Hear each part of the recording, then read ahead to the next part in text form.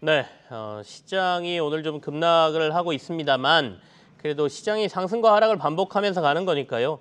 또 할 일은 해야 되겠습니다. 장기적으로 저희가 수혜를 받을 만한 업종 또는 앞으로 저희가 눈여겨봐야 될 곳 섹터를 조금 더 자세히 살펴볼 텐데 오늘은 사실 원전을 좀 준비해놨습니다. 그래서 한화자산운용 ETF 운용팀의 박찬호 매니저와 함께 원전 산업에 대한 얘기를 조금 자세히 나눠보도록 하죠. 어서 오십시오. 예, 안녕하십니까. 최근에 이제 원전 산업이 이렇게 주목받는 건 결국엔 전력 때문 아니겠습니까? 어느 정도로 원전이 AI 시대에서 중요한지 먼저 얘기를 좀 해주시죠. 예, 일단 AI 데이터 센터에는 이제 네. 많은 전력이 좀 필요하고 있는데요. AI가 발전해가지고 AI가 완전 적용이 되면은 현재 기존에 필요한 전력보다 10배 이상의 전력이 필요할 것이라는 전망도 나오고 있는 상황입니다.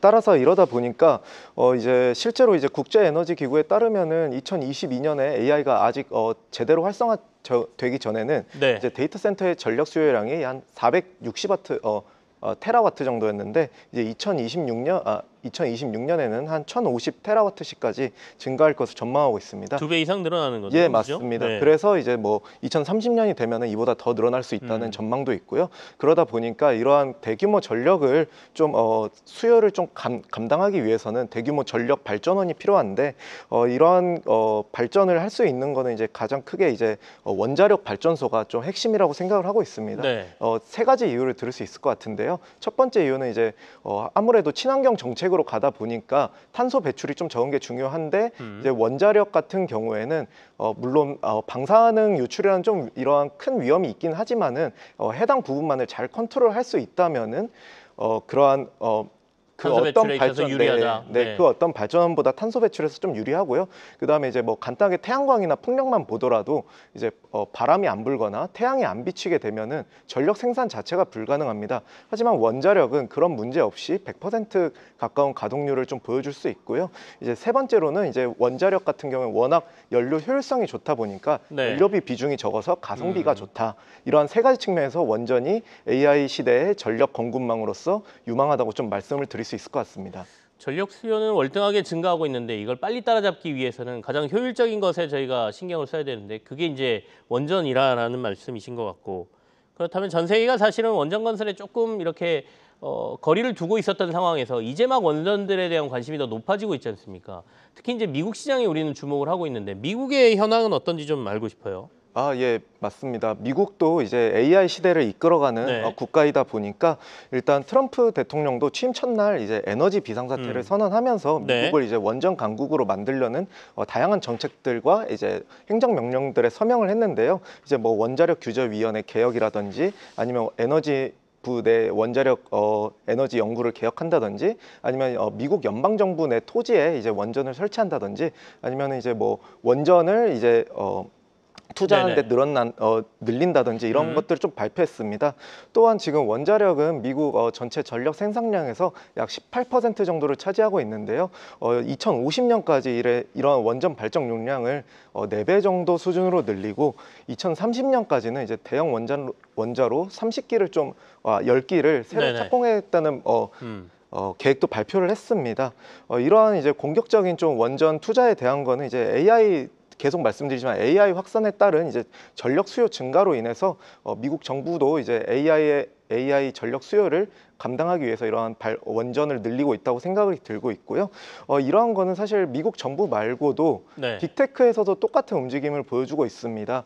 빅테크에서도 이제 뭐 구글은 이제 뭐 에너지 기업인 넥스트라 에너지와 함께 이제 폐쇄됐던 이제 아이오와 주에 있는 원전을 이제 다시 재가동하기로 했고요. 그다음에 이제 뭐 마이크로소프트도 이제 폐쇄된 원자로를 또 재가동하는 이런 시도를 하고 있습니다.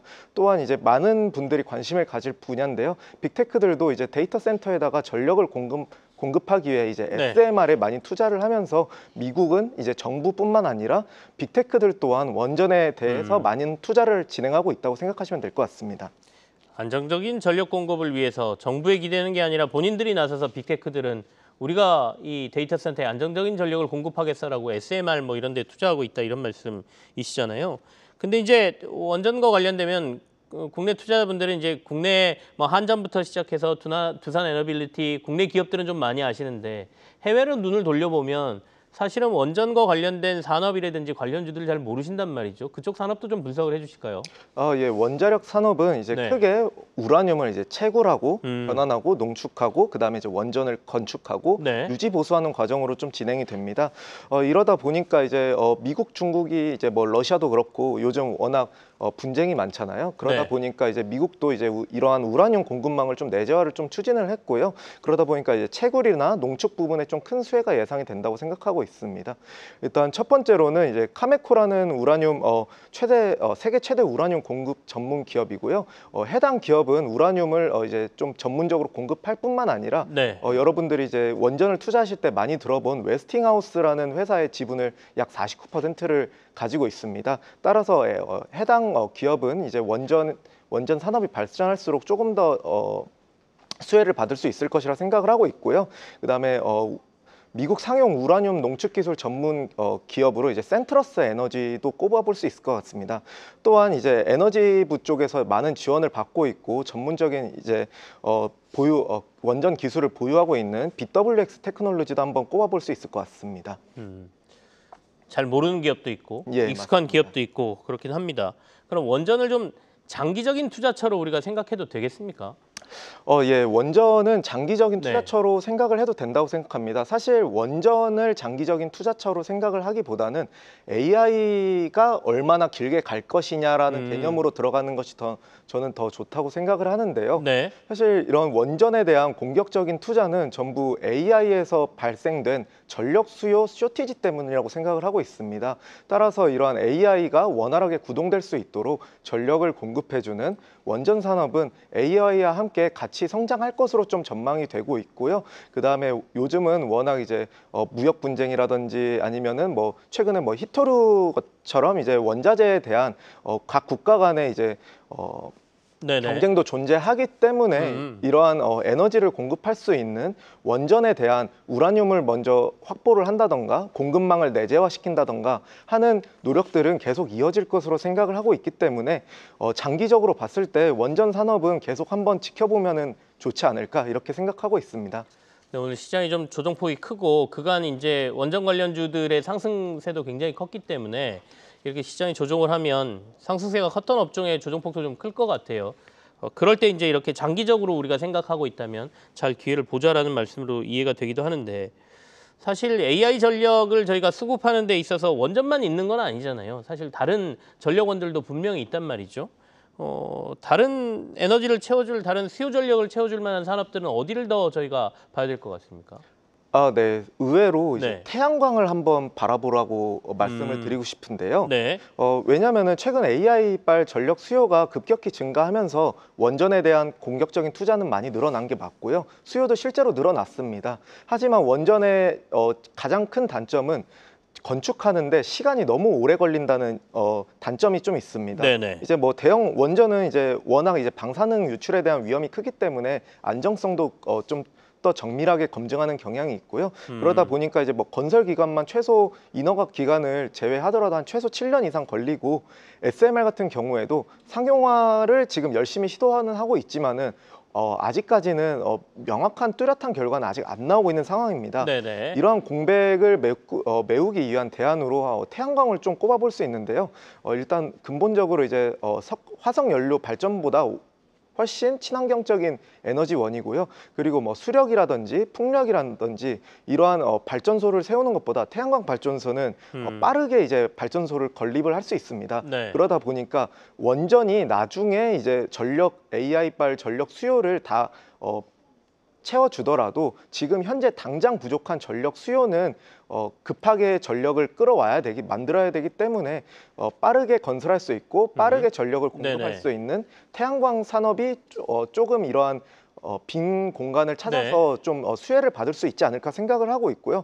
또한 이제 ESS 기술이 발전하면서 태양광 산업의 이제 가장 좀 큰 문제라고 생각을 하면은 이제 단순하게 태양이 비치지 않는 밤이라던가 날씨가 좋지 않은 때라던가 이럴 때는 전력 생산이 조금 가동률이 떨어진다든지 아니면 아예 안 되는 경우가 있거든요. 하지만 이제 낫 같은 경우에 발전한 생산된 전기를 이제 ESS에 저장했다가 네. 필요할 때 사용하는 식으로 사용한다면은 이제 태양광도 전력 수요를 좀 충족시키는 네. 발전원으로서 좀 좋은 역할을 할 수 있다고 생각을 하고 있고요. 그리고 이제 태양광 하시면은 이제 트럼프 정부 쪽에서 늘 친환경 쪽에 대한 규제를 좀 많이 하고 있다고 생각을 하시는데요. 사실 이러한 스탠스를 보이긴 하지만은 결국에는 이제 지금 당장 부족한 전력을 채우기 위해서는 네네. 태양광 산업이 좀 필수적이고요. 실제로도 올해 신규 전력 공급이 절반이 이제 30기가와트가 이제 미국에서 33기가와트 정도가 이제 태양광 발전 설비로부터 나왔다고 하고요. 그다음에 OBBA 법안에서도 ESS에 대한 세제 혜택이 늘어나면서 이러한 정책 지원도 사실 보이지 않는 곳에서 있기 때문에 네네. 태양광도 한번 이제 주목을 해볼 수 있지 않을까 이렇게 생각을 하고 있습니다.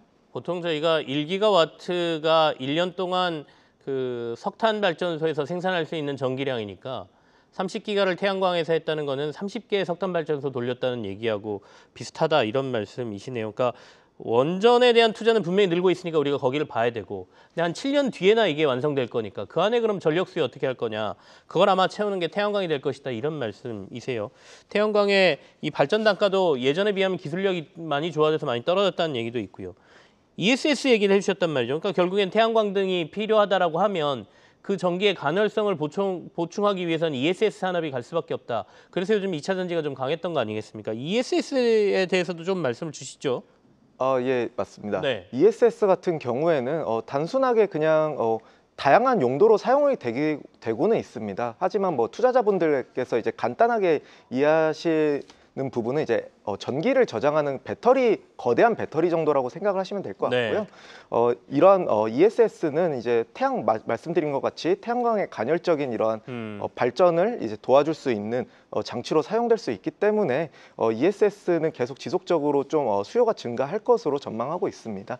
알겠습니다. 하나자산운용 ETF 운용팀의 박찬우 매니저와 함께 원전과 ESS 산업 그리고 태양광까지 좀 살폈습니다. 고맙습니다. 예, 감사합니다.